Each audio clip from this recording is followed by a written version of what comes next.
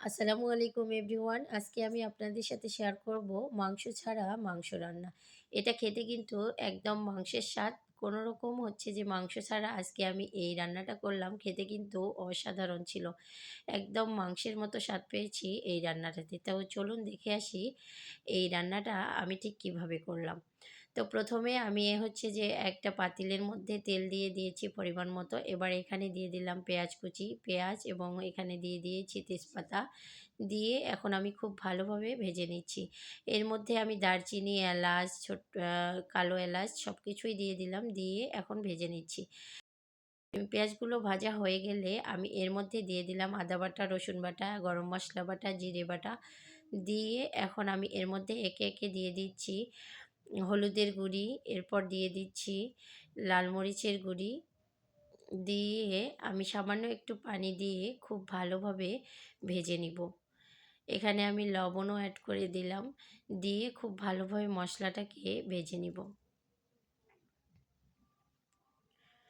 মশলাটাকে কষিয়ে নেওয়া হয়ে গেলে আমি এর মধ্যে দিয়ে দিব ওই যে বললাম যে মাংস ছাড়া মাংস রান্না। তো এখানে হচ্ছে হাড়, চর্বি, মানে গরুর মাংসের হচ্ছে এখানে কোনো পিস নেই বলা যায়।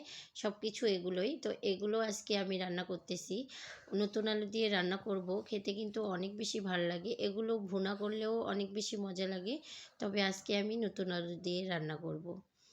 তো এবার আমি হচ্ছে সবগুলোকে এভাবে একটু কষিয়ে নিব। খুব ভালোভাবে কষিয়ে নিয়ে আমি এখন এখানে সেদ্ধর জন্য পানি অ্যাড করে দিলাম। এখানে আমি অল্প করে পানি অ্যাড করে দিলাম সেদ্ধর জন্য, মানে যতটুক সেদ্ধ হতে পানি লাগবে। তো দিয়ে এবার ঢাকনা দিয়ে ঢেকে দিব। ঢাকনাটা খুলে এবার কিছুটা সময় এভাবে কষিয়ে নিব। মানে একদম গরুর মাংস আমি ঠিক যেভাবে রান্না করি তো সেভাবেই হচ্ছে যে এগুলোও রান্না করতেছি। তো যাই হোক, আমি এভাবে অনেকটা সময় ধরে একটু কষিয়ে নিচ্ছি। কষিয়ে নিয়ে আবারও একটু ঢাকনা দিয়ে ঢেকে দিলাম। দিয়ে আবারও এভাবে রান্না করে নিচ্ছি বেশ কিছুটা সময় ধরে। গরুর মাংস যত ভালো কষানো হয় ততই কিন্তু খেতে ভালো লাগে। সেম একইভাবে হচ্ছে আমি এটাও এভাবে কষিয়ে নিচ্ছি।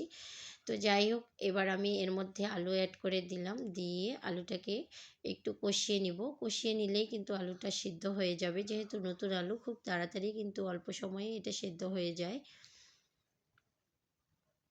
তো কষানো হয়ে গেছে, আমি এখানে পানি অ্যাড করে দিয়েছি। দিয়ে নামিয়ে নিয়েছি।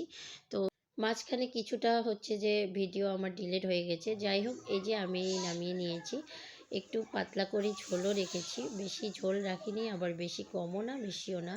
এভাবে আমি নামিয়ে নিয়েছি। খেতে কিন্তু একদম গরুর মাংসের স্বাদ। আমার ভিডিওটি ভালো লাগলে অবশ্যই একটা লাইক করে দিবেন। ধন্যবাদ।